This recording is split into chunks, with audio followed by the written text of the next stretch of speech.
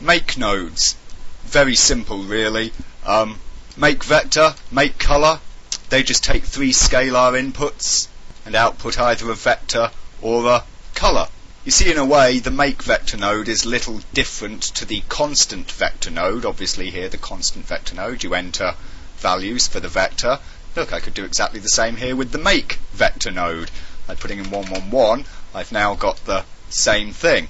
The difference of having the make vector node is that you can be pulling scalars from other networks. So you can have an entire network that defines the x-axis, a different network defining the y-axis, and so on. And of course the same for the make color node. Elsewise, again, we could just say that the make color node is not much different than the constant color node. But of course it does allow you to bring scalar values in from other places in the network.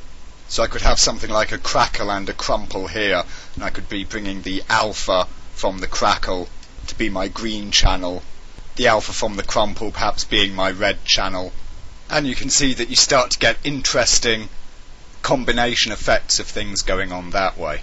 So make color, make vector kind of let you mix up results from different things. In a way you can treat them like the different mixer nodes. The last one is the make material node, which basically just creates a material output out of different shader inputs. And that's the only thing that you do want to remember with the make material, is that you want to be plugging shaders into them, just as you would plug shaders into the shading inputs on a surface here. In truth, there is absolutely no difference between this kind of a setup and this setup. They are identical.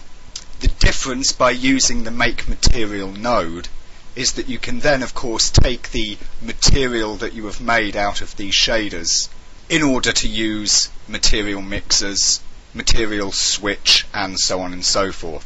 So perhaps you're creating your own network out of shaders, but you're also using some of the material node shaders somewhere, the pre-built materials, and you want to mix them, switch them, and so on. In that case, the make material node is handy.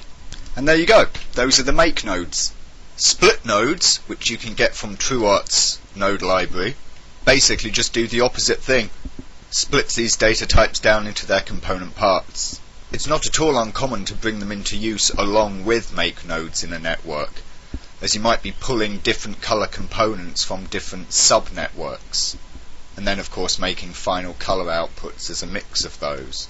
The same for vectors, or of course in any instance, not uncommonly with vectors, you might find yourself doing a channel swap. And of course in the case of vector rotations, this gives you the ability to change and correct rotation orders. And that's basically everything there is about the make and the split, and how you would find yourself using them in your networks.